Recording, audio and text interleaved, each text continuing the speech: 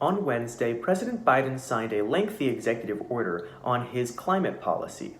I will read to you the first part of the executive order as follows. Executive Order on Tackling the Climate Crisis at Home and Abroad. The United States and the world face a profound climate crisis. We have a narrow moment to pursue action at home and abroad in order to avoid the most catastrophic impacts of that crisis and to seize the opportunity that tackling climate change presents. Domestic action must go hand in hand with the United States' international leadership aimed at significantly enhancing global action. Together, we must listen to science and meet the moment. By the authority vested in me as President by the Constitution and the laws of the United States of America, it is hereby ordered as follows. Part 1. Putting the climate crisis at the center of United States foreign policy and national security. Section 101. Policy. The United States' international engagement to address climate change, which has become a climate crisis, is more necessary and urgent than ever. The scientific community has made clear that the scale and speed of necessary action is greater than previously believed. There is little time left to avoid setting the world on a dangerous, potentially catastrophic climate trajectory. Responding to the climate crisis will require both significant short-term global reductions in greenhouse gas emissions and net zero global emissions by mid-century or before.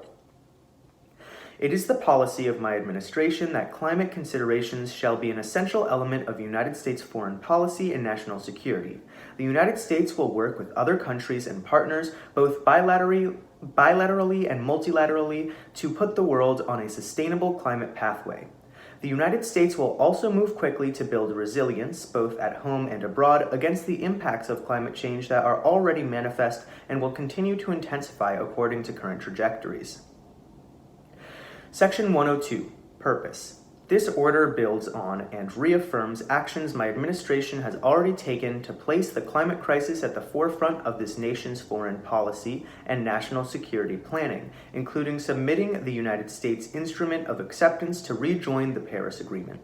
In implementing and building upon the Paris Agreement's three overarching objectives, a safe global temperature, increased climate resilience, and financial flows aligned with a pathway toward low greenhouse gas emissions and climate-resilient development, the United States will exercise its leadership to promote a significant increase in global climate ambition to meet the climate change challenge. In this regard, A. I will host an Early Leaders Climate Summit aimed at raising climate ambition and making a positive contribution to the 26th United Nations Climate Change Conference of the Parties COP26 and beyond. B. The United States will reconvene the Major Economies Forum on Energy and Climate, beginning with the Leaders Climate Summit. In cooperation with the members of that forum, as well as with other partners as appropriate, the United States will pursue green recovery efforts, initiatives to advance the clean energy transition, sectoral decarbonization, and alignment of financial flows with the objectives of the Paris Agreement, including with respect to coal financing, nature-based solutions, and solutions to other climate-related challenges. C. I have created a new presidentially appointed position, the Special Presidential Envoy for Climate, to elevate the issue of climate change and underscore the commitment my administration will make toward addressing it. D. Recognizing that climate change affects a wide variety of subjects, it will be a United States priority to press for enhanced climate ambition and integration of climate considerations across a wide range of international fora, including the Group of 7, G7, the Group of 20, G20, and fora that address clean energy, aviation, shipping, the Arctic, the ocean, sustainable development, migration, and other relevant topics.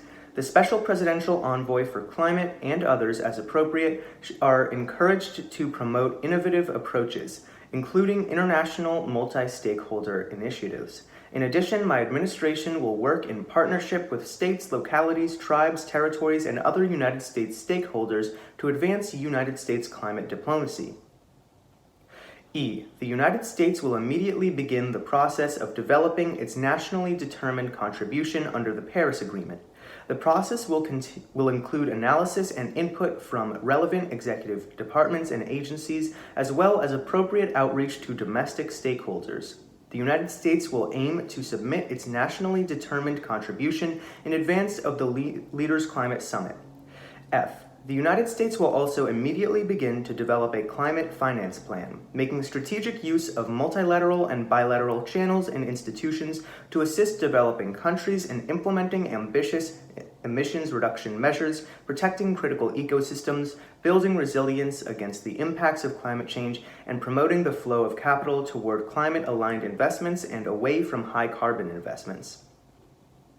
The Secretary of State and the Secretary of the Treasury, in coordination with the Special Presidential Envoy for Climate, shall lead a process to develop this plan, with the participation of the Administrator of the United States Agency for International Development, USAID, the Chief Executive Officer of the United States International Development Finance Corporation, DFC, the Chief Executive Officer of the Millennium Challenge Corporation, the Director of the United States Trade and Development Agency, the Director of the Office of Management and Budget, and the head of any other agency providing foreign assistance and development financing as appropriate. The Secretary of State and the Secretary of the Treasury shall submit the plan to the President through the Assistant to the President for National Security Affairs and the Assistant to the President for Economic Policy within 90 days of the date of this order. G. The Secretary of the Treasury shall 1. Ensure that the United States is present and engaged in relevant international fora and institutions that are working on the management of climate-related financial risks. 2. Develop a strategy for how the voice and vote of the United States can be used in international financial institutions, including the World Bank Group and the International Monetary Fund, to promote financing programs, economic stimulus packages, and debt relief initiatives that are aligned with and support the goals of the Paris Agreement. And 3. Develop in collaboration with the Secretary of State, the Administrator of USAID, and the Chief Executive Officer of the DFC, a plan for promoting the protection of the Amazon rainforest and other critical ecosystems that serve as global carbon sinks, including through market-based mechanisms.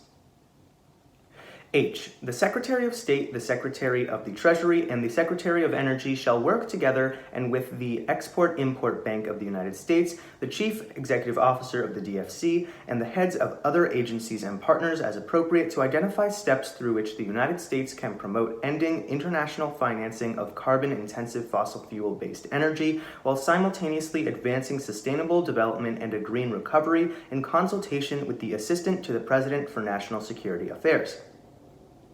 1. The Secretary of Energy, in cooperation with the Secretary of State and the heads of other agencies, as appropriate, shall identify steps through which the United States can intensify international collaborations to drive innovation and development of clean energy technologies, which are critical for climate protection.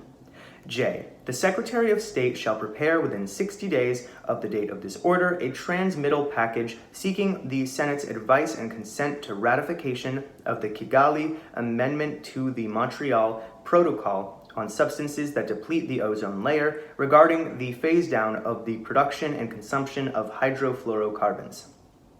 There are further sections to this part of the executive order and further parts to the executive order as a whole. However, they go beyond the scope of this video. If you would like to read the rest of the executive order, the link is in the description below.